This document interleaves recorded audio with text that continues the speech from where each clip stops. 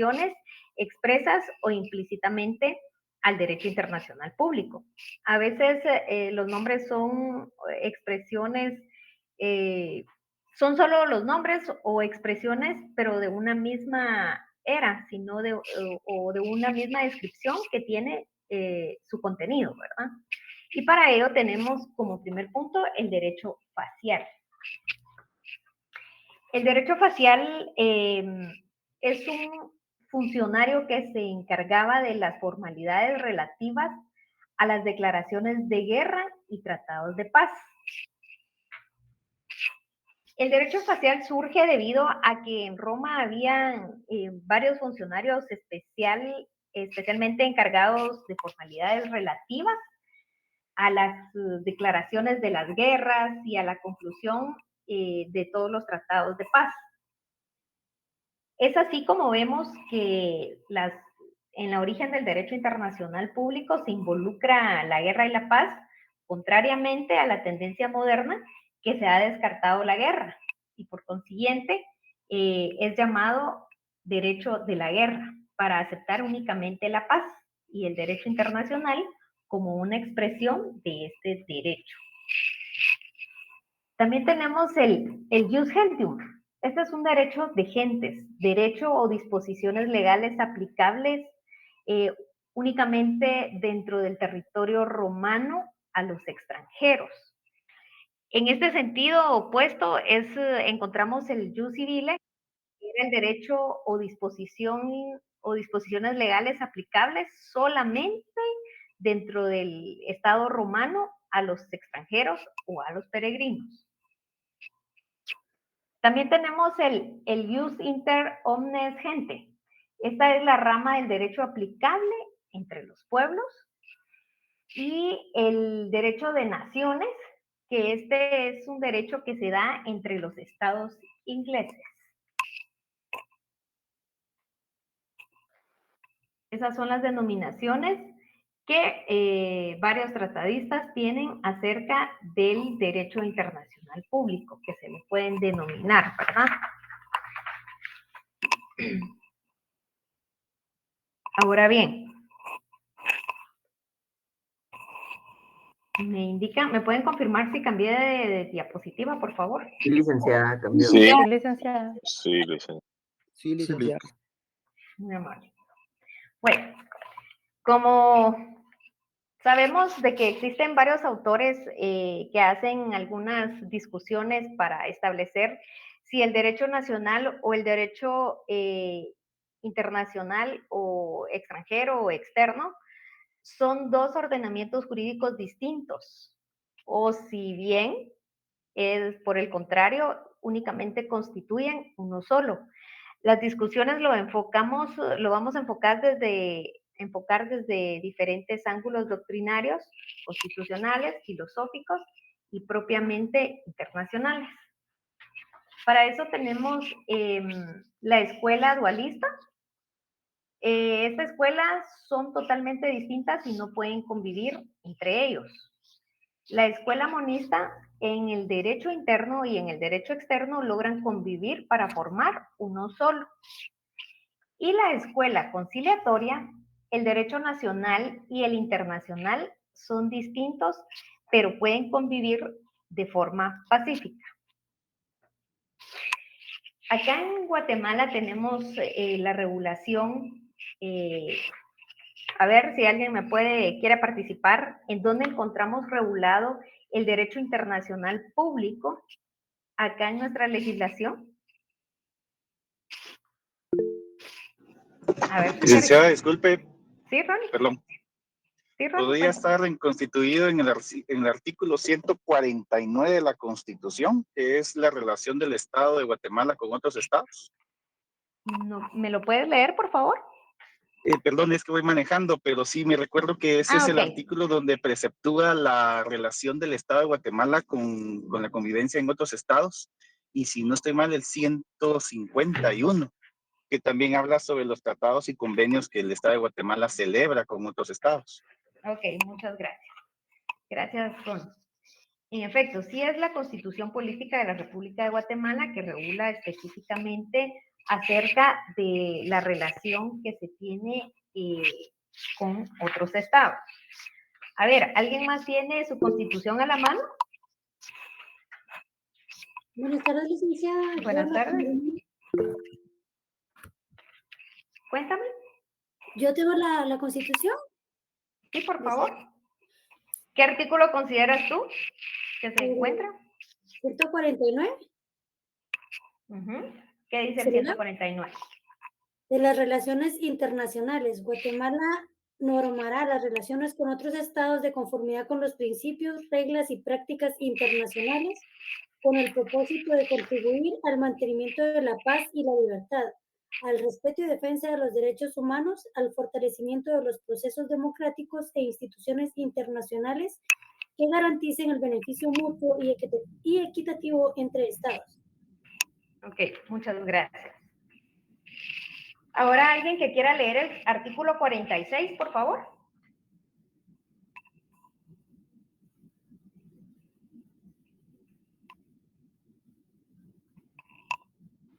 Artículo 46. Preeminencia del derecho internacional. Se establece el principio general de que en materia de derechos humanos, los tratados y convenciones aceptados y ratificados por Guatemala tienen preeminencia sobre el derecho interno. Ok, muchas gracias. Este es el primer artículo que nos da la referencia en qué sentido únicamente tenemos el derecho internacional público tiene preeminencia ante el derecho interno. Y ese artículo es claro, únicamente en materia de derechos humanos, únicamente en eso. Cuando existen otro tipo de tratados que han sido aceptados y ratificados por Guatemala y pues no se refieren a esta materia, pues por supuesto no van a tener preeminencia sobre el derecho nacional, ¿verdad? Sino que, ¿qué es lo que va a prevalecer? Va a prevalecer el derecho nacional.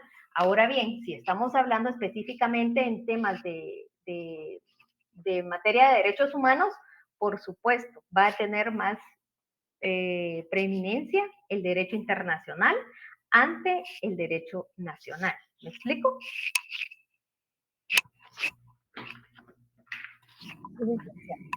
Ok, bueno. Entonces, estos son los artículos que ustedes pueden tomar como guía de la relación o la noción o en la Constitución lo que nos habilita o nos abre las puertas para poder tomar en cuenta el derecho internacional. A ver, Juan José Alessio. Buenas noches.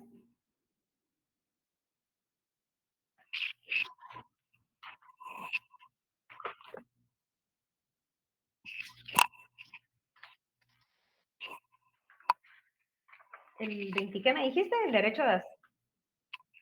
Ok. Gracias, muy bien. Pues vean, acá se refiere al derecho que por supuesto Guatemala puede reconocer este derecho de asilo siempre y cuando tenga acuerdos con otros países, ¿verdad? Entonces, es ahí donde se va a dar donde se pone en práctica este tipo de derecho de asilo. Acá dice, y lo otorga de acuerdo con las prácticas internacionales. La extradición se rige por lo dispuesto en los tratados internacionales. Entonces, acá indica por qué tipo de delitos no puede darse ese tipo de derecho de asilo. Si se dan cuenta, acá son muy pocas las personas que solicitan este derecho de asilo, personas que sean extranjeras. ¿Por qué? Porque la mayoría de delitos por los que son perseguidos son de tipo penal, ¿verdad? Entonces, si existiera un acuerdo, pues por supuesto que sí se le va a dar preeminencia en ese sentido a las personas extranjeras, ¿verdad? Que tengan ese tipo de problemas. Pero como les repito, es muy difícil porque la mayoría son perseguidos por tipos de delitos penales, ¿verdad?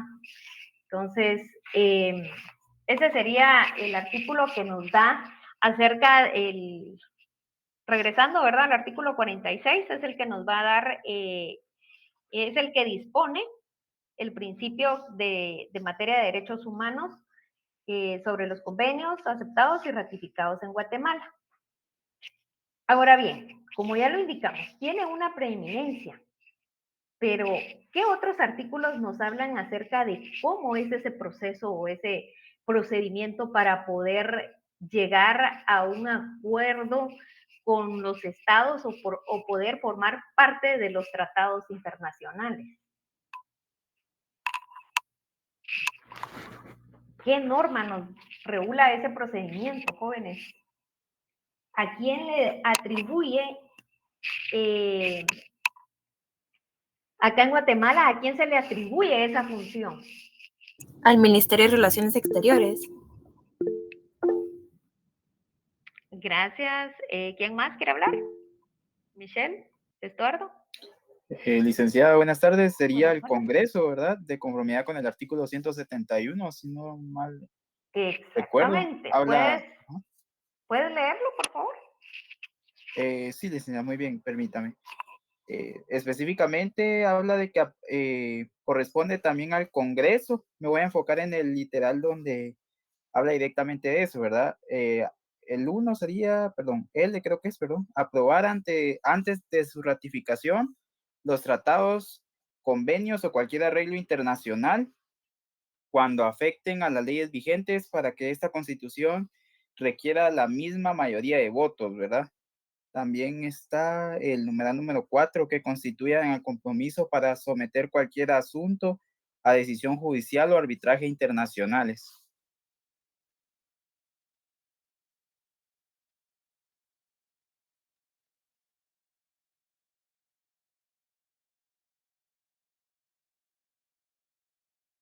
Perdón, yo voy a hablar y no me escuchaba. Gracias. Pues como les indicaba, tal y como lo leía el compañero, es el artículo 171, el que dispone o el que le da esa atribución al Congreso de la República. Pero ahora bien, ellos son los encargados de aprobar, modificar, ellos son los encargados de ratificar todos los tratados. Pero ahora bien, ¿quién es el encargado o a quién se le da la atribución de poder firmar estos tratados, jóvenes? A ver, Ronnie, cuéntame. Licenciada, si la memoria no me falla, creo que está en la ley del organismo ejecutivo, artículo 38, y se refiere al Ministerio de Relaciones Exteriores.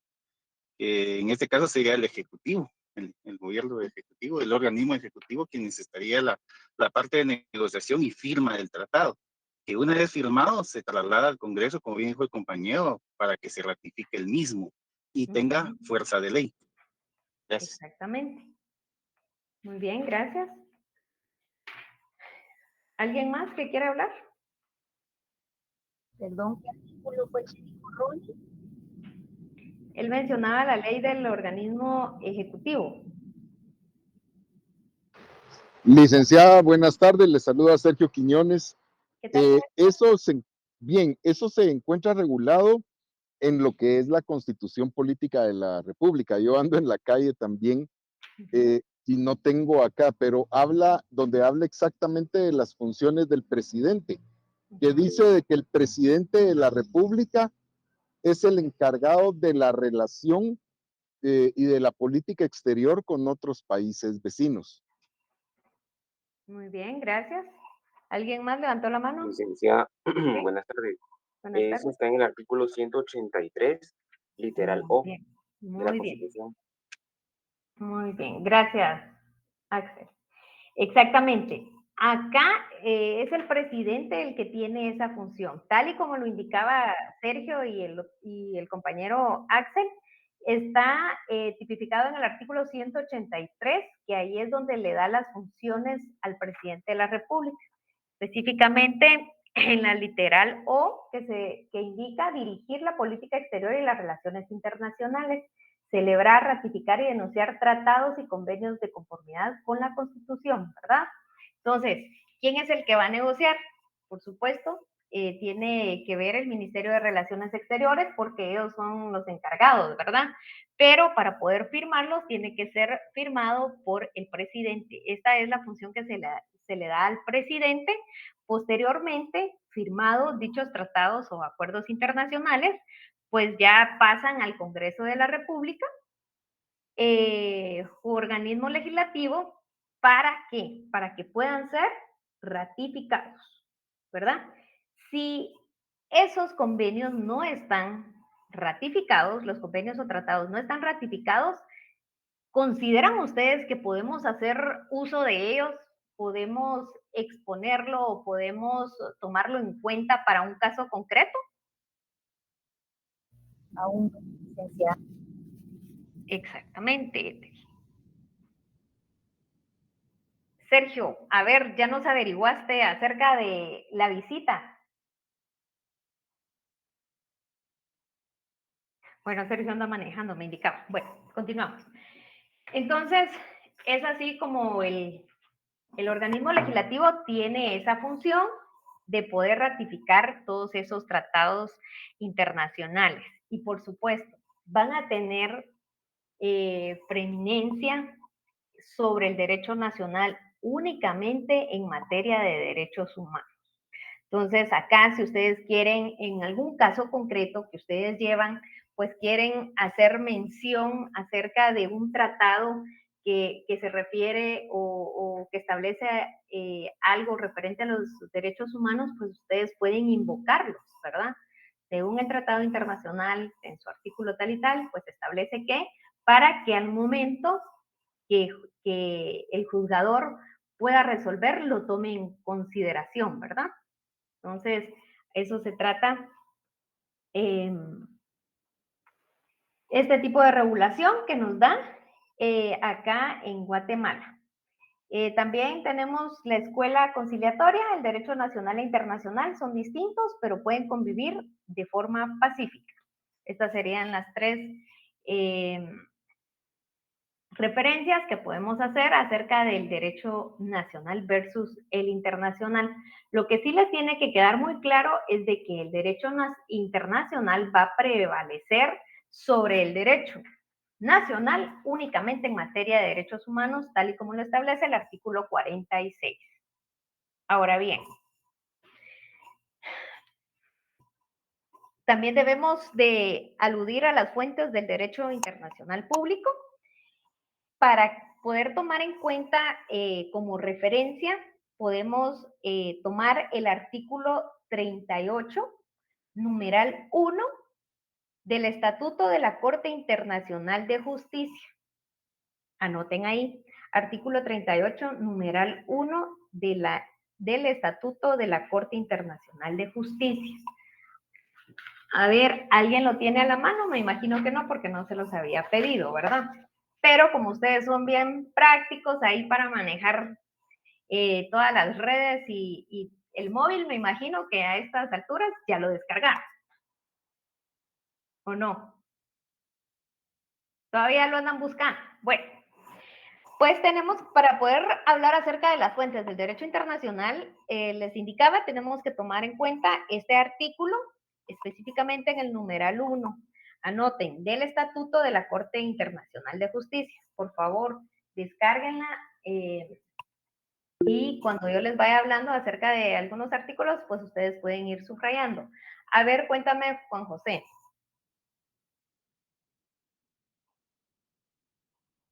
Por favor.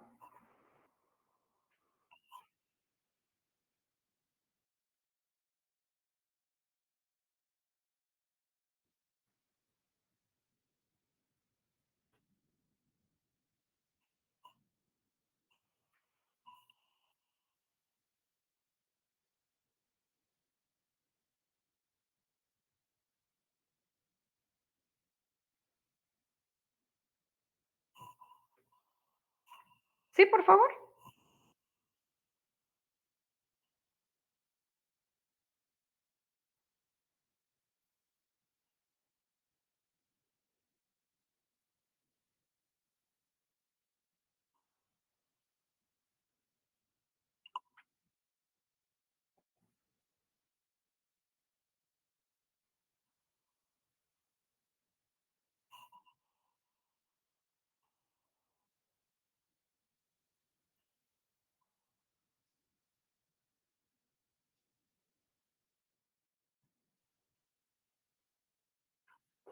Ok, muy bien, gracias.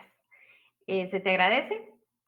Únicamente era en cuanto al numeral 1. Bueno, la Corte Internacional de Justicia, pues como se los indicaba anteriormente, este es el órgano principal que en dicha norma va a destacar cómo la Corte tiene que resolver, y es exactamente lo que indicaba el compañero al momento de leer ese artículo y específicamente ese numeral, que la Corte, todos los casos que tienen para resolver la Corte o las controversias que se someten, deben de aplicar o tomar en cuenta estas funciones, o es decir, estas fuentes, ¿verdad? Específicamente esos numerales que indicaba él, las convenciones internacionales, la costumbre internacional, los principios generales del derecho y las decisiones judiciales y las doctrinas de los publicistas. Si se dan cuenta, ese mismo artículo es el que nos da específicamente las fuentes principales del derecho internacional público, ¿verdad? Ahora bien, vamos a ir viendo cada uno de ellos, ¿verdad? Como primer punto tenemos los convenios o tratados. Los tratados, pues, por supuesto, son acuerdos regidos por el derecho internacional entre el Estado y otros sujetos del derecho. ¿Qué son convenios, jóvenes?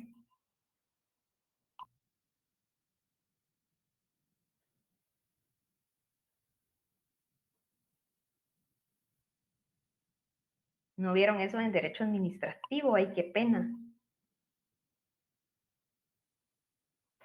Los convenios internacionales son instrumentos de carácter normativo en donde existe una concordancia de voluntad entre dos o más sujetos del derecho internacional, destinadas a producir efectos jurídicos con el fin de crear derechos y obligaciones entre las partes.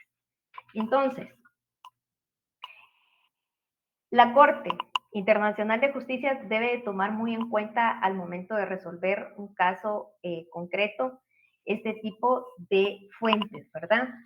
Verificar primero si son tratados internacionales o acuerdos internacionales los que se van a someter a un problema de litigio en esa corte. Como segundo punto tenemos la costumbre internacional. Esta es una fuente que debe conjugar dos presupuestos muy importantes, que primero tenemos la práctica reiterada en el espacio y tiempo. Como segundo punto, tenemos la convicción de quienes realizan esa práctica de actuar conforme a derecho. O sea, acá podemos hablar de la opinión juris. Esta costumbre internacional puede ser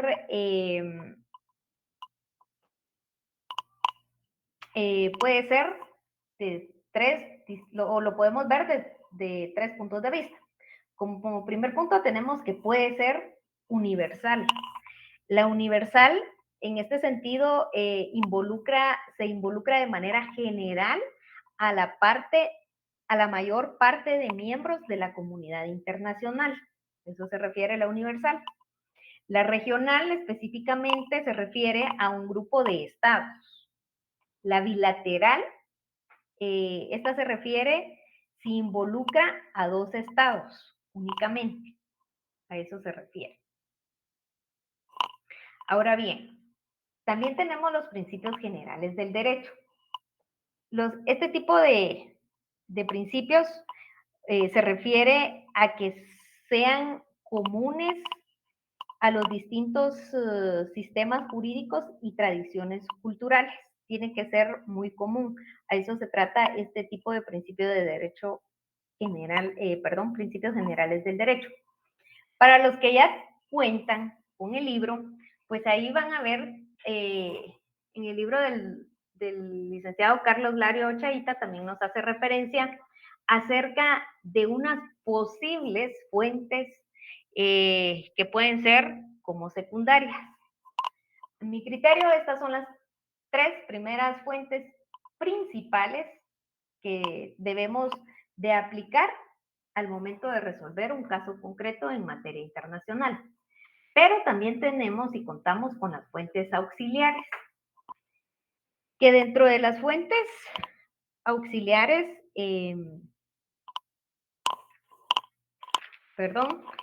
antes de entrar a hablar acerca de estas fuentes, solo les quiero aclarar algo, que dentro de estas 3 clasificaciones que les di, de estas, los convenios, costumbres y principios generales, dentro de estos no existe una prelación como jerarquía entre las 3 fuentes.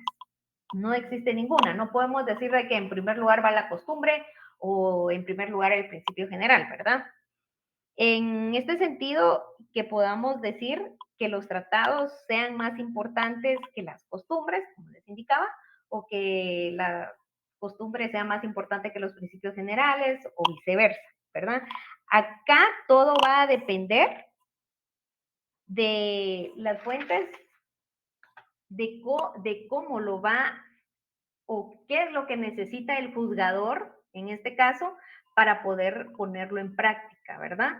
Entonces, normalmente coexisten entre sí y a su vez tienen relación entre ellas mismas, pero lo que no se puede desvirtuar es que en un caso concreto será una de estas fuentes la que va a ser aplicable a ese caso. ¿Me explico? ¿Me explico, jóvenes?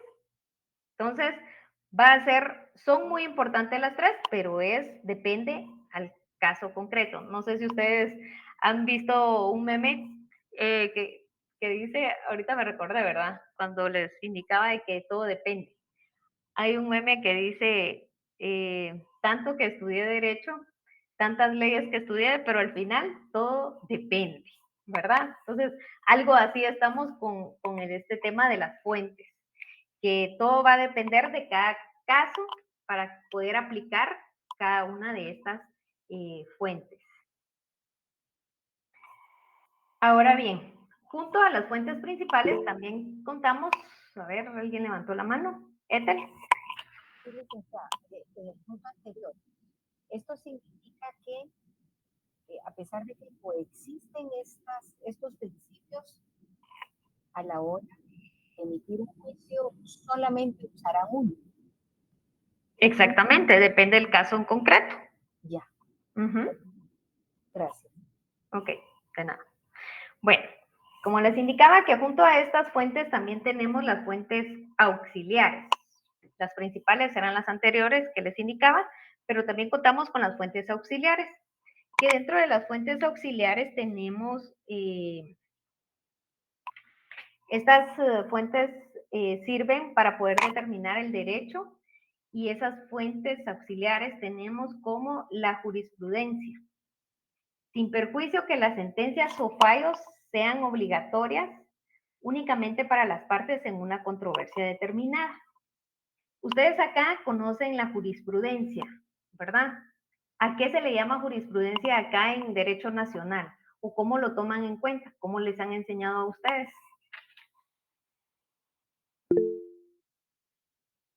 A ver, Gloria. En el caso de la CC serían 3 fallos contestes en un mismo sentido, y en el caso de la Corte Suprema de Justicia serían 5 fallos contestes en un mismo sentido para crear jurisprudencia. Exactamente.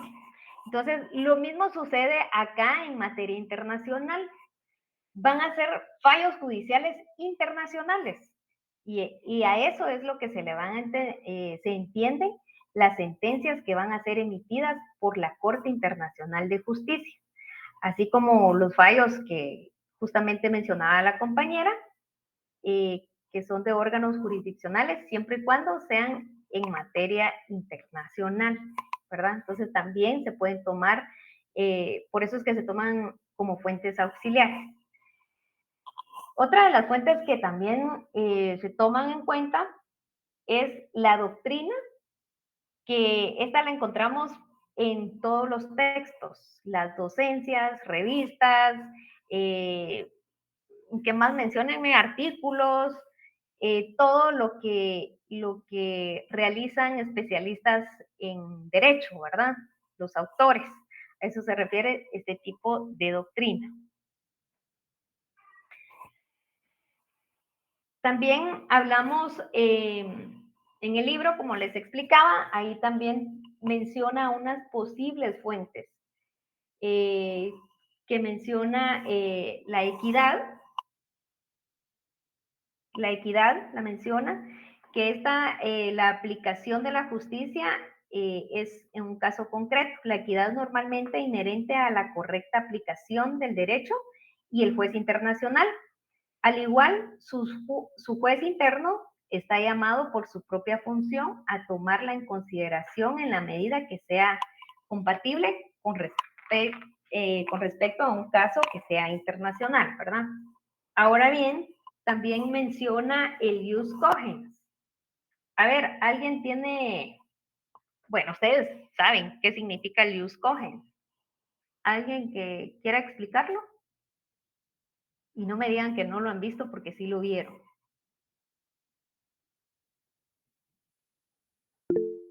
A ver, Gloria. No tengan miedo de hablar.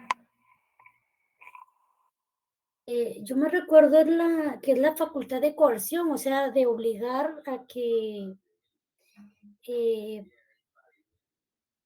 ¿cómo se puede explicar? A que asistan a alguna, o que se pronuncien respecto a algún tema. Ok, muy bien. ¿Alguien más? Ley que no se puede cambiar, licencia. Exactamente. Es algo que no se puede cambiar. Por su naturaleza, también se le llama la naturaleza imperativa al jus cogens, ¿verdad? ¿Por qué naturaleza imperativa? Porque el jus cogens, pues por supuesto es una locución latina que se emplea específicamente en este curso del Derecho Internacional Público. ¿Pero para qué? Para poder hacer referencia a las normas del derecho imperativo o perentorio que no admiten ni la exclusión ni la alteración de su contenido, de tal forma que cualquier acto que sea contrario al mismo será declarado como nulo. Es decir, que las normas del derecho procesal son normas del jus cogens. O sea, de que acá en el jus cogens lo que es pactado o lo que se está pactando en el instrumento que se va a firmar, puede ser un convenio o tratados internacionales, lo que se pacta ahí o lo que se habla, pues que debe de quedar plasmado, ¿verdad? Y si todo cambia la forma de todo lo que se discutió, pues entonces, por supuesto, va a ser declarado como nulo. También ahí encontramos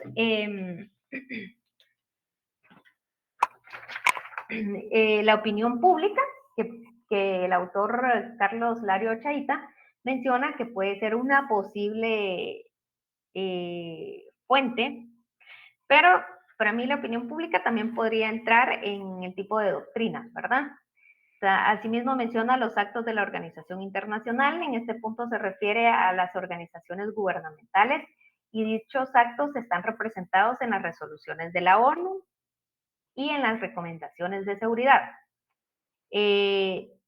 También habla acerca del estoppel. El estoppel consiste en que en un Estado no puede retractarse de un acto unilateral.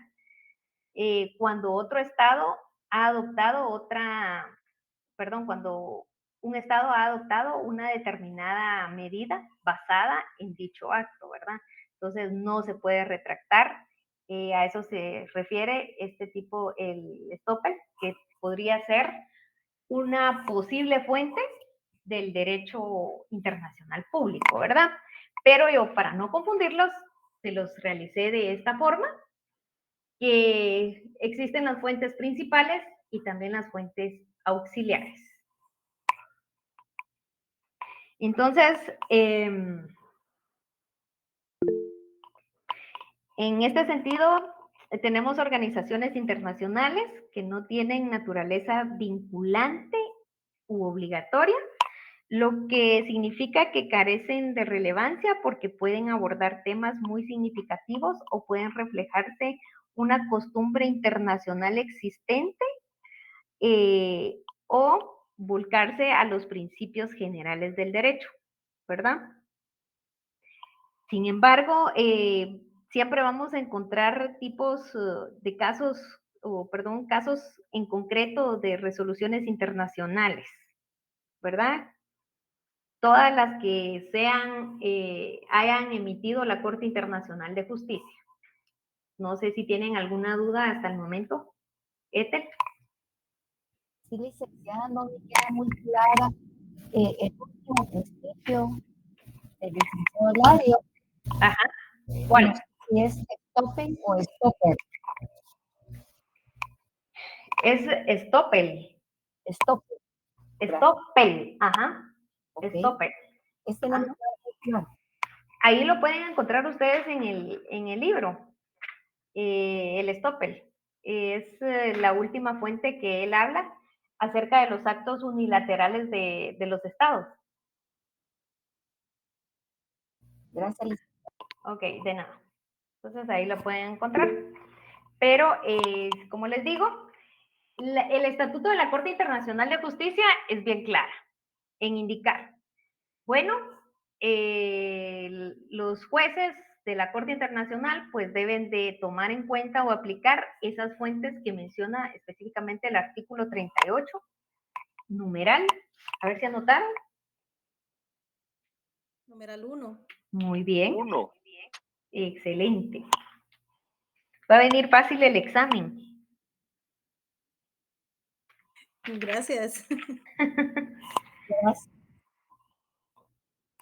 Bueno, no sé si tienen alguna otra duda.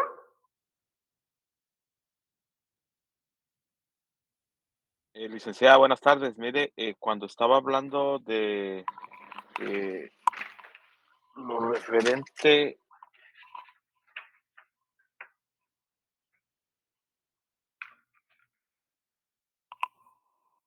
perdón, al jus cogens, también se dice que una norma no puede ser derogada, pero ¿cómo podría explicarme un poquito más de que no se puede derogar una norma en el derecho internacional público?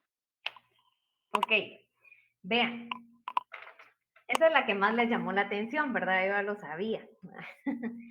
Vean, pues, esta como les explicaba es el jus cogens es llamado derecho imperativo o también llamada naturaleza imperativa, que creo que así fue como se le enseñaron a ustedes, como la naturaleza imperativa.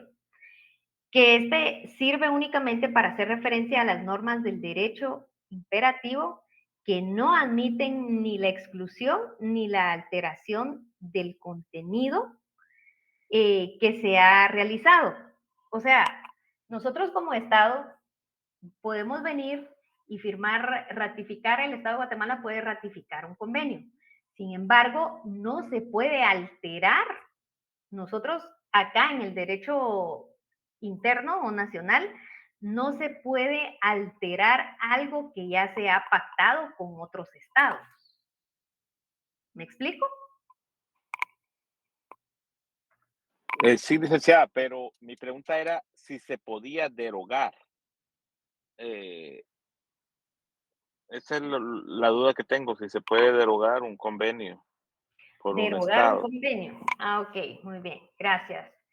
Pues derogar un convenio, no podemos derogarlo. Derogar únicamente se puede realizar acá en el derecho nacional, en el derecho interno. Sí podemos derogar algunos artículos.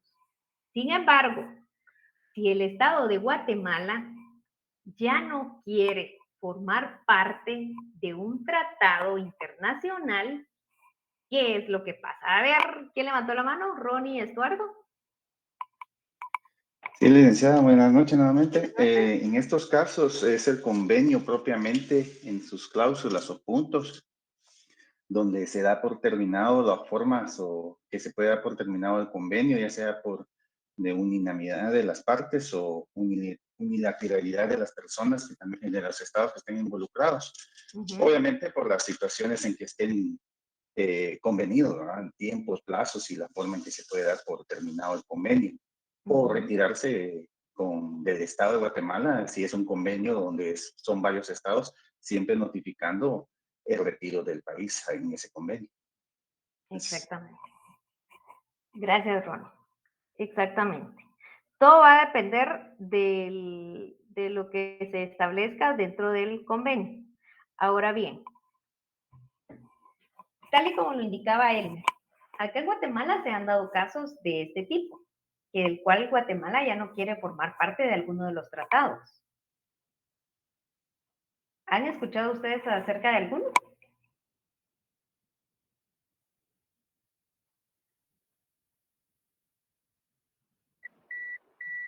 Del Pacto de San José. El Pacto de San José, sí. Ok, cuéntenme.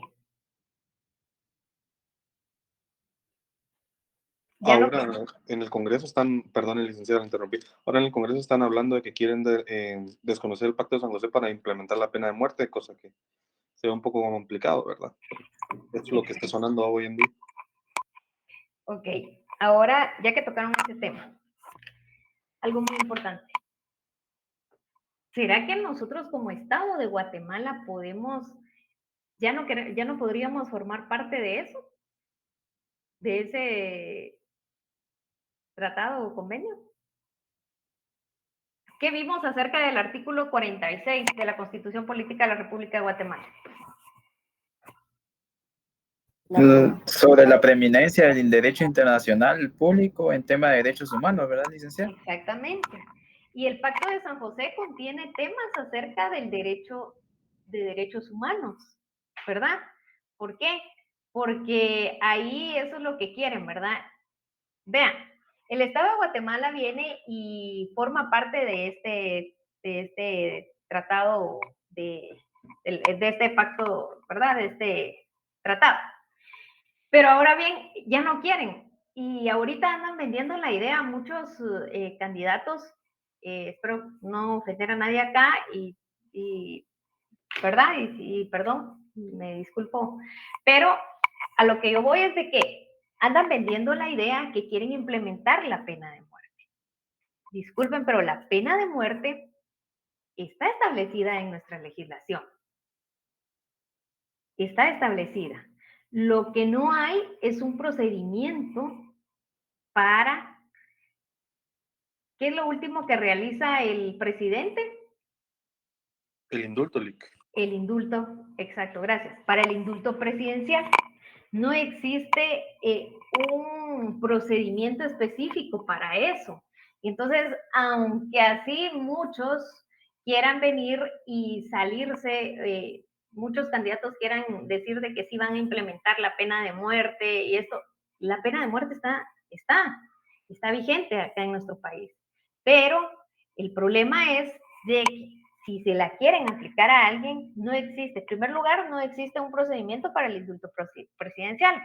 Esa es una. Y dos, tenemos este tratado, que es el Pacto de San José, el cual establece que es el que prácticamente nos dice de que no se puede implementar acá la pena de muerte. ¿Por qué? Porque se está refiriendo a derechos de la vida, por ejemplo.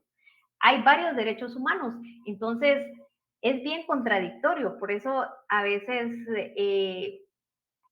no sé si no se asesoran bien o tal vez es solo por tratar de engañar a las personas que se encuentran fuera en el área rural, ¿verdad?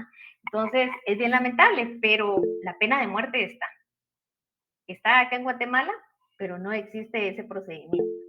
Ahora bien, ¿qué es lo que pasaría? Por ejemplo, si al compañero Sergio le quieren aplicar la pena de muerte, quieren sentenciarlo con la pena de muerte, pues por supuesto, su abogado defensor va a venir y va a hacer mención del Pacto de San José, porque ahí en el artículo tal y tal establece de que no se puede implementar la pena de muerte y también va a hacer referencia el artículo de la Constitución Política de la República de Guatemala, el número, artículo 46. 46, Lidia. Exactamente. Entonces, ahí, ¿qué es lo que va a suceder? El legislador, el juzgador va a decir, bueno, sí, acá va a prevalecer todos los tratados y convenios internacionales en materia de derechos humanos, pues por supuesto el abogado defensor dice, entonces ahí ya detiene eso, y aunque así, vean, acá hay un montón de sentencias condenatorias que han sido, que en su, bueno, la Corte anterior, de la Corte Suprema de Justicia, si no estoy mal, emitió un acuerdo en el que establecían de que todas las sentencias que fueron condenatorias a pena de muerte, se les realizara el cómputo para la pena máxima que establece el código penal, ¿verdad? Entonces, ¿cuál era la pena máxima? 50 años. A los 50 años. Entonces, si el compañero Elmer Dubón estaba condenado a pena de muerte, y eso es lo que sucedió. Por eso desde que la Corte Suprema de Justicia anterior, el periodo constitucional anterior, hizo eso, sacó ese acuerdo. ¿Por qué? Porque había muchas personas que estaban sentenciadas a pena de muerte, y ¿qué era lo que pasaba? O sea, no se podía ejecutar porque primero no existía un procedimiento para que se llevara a cabo lo del indulto, ¿qué me dijeron? El indulto presidencial, ¿verdad? Entonces, si no existía eso y también nos detiene el Pacto de San José, entonces se dan cuenta que o sea, a veces nuestros propios legisladores, ellos mismos se enredan. ¿Y qué es lo que pasa? Es porque a veces los que crean las leyes no son estudiantes del derecho, por supuesto, ¿verdad? O por lo menos deberían de tener asesores para que los asesoren bien y no tener este tipo de controversias nosotros mismos acá en el derecho nacional interno, ¿verdad? A ver, Ethel. Licenciado, una duda. Si conseguimos tener el procedimiento para el indulto presidencial y alegamos que somos un país soberano y decidimos ejecutar a un par de personas que ya están condenadas a pena de muerte, ¿qué es lo que nos sucede?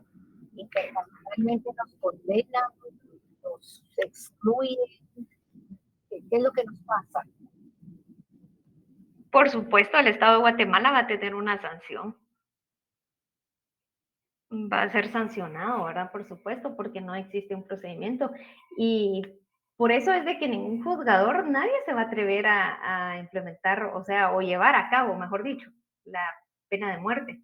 Por eso creo que hoy en día, considero que a la fecha ya no existen sentencias condenatorias a pena de muerte, por lo mismo que les indicaba, ¿verdad? De que la Corte anterior, al momento de emitir ese acuerdo, entonces todos los condenados a pena de muerte, pues ya se les redujo a la pena máxima, que era los 50 años de prisión, ¿verdad?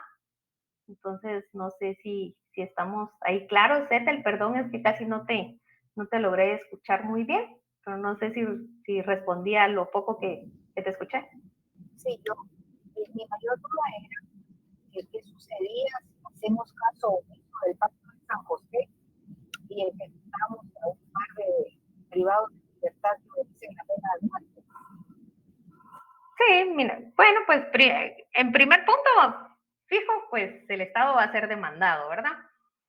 Creo que ahí perdería el caso, el Estado de Guatemala sería sancionado, como te explicaba, pero el problema es de que nadie se va a atrever a realizarlo. No se van a atrever porque ahí estarían violentando muchos derechos fundamentales y tal y como lo establece la Constitución, ¿verdad? En materia de derechos humanos es lo que prevalece.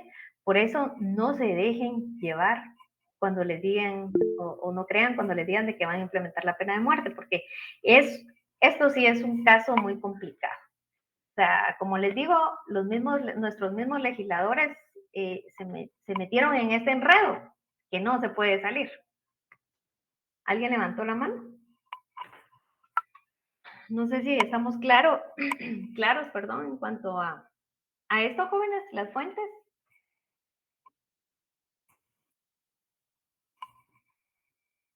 Sí, licenciada.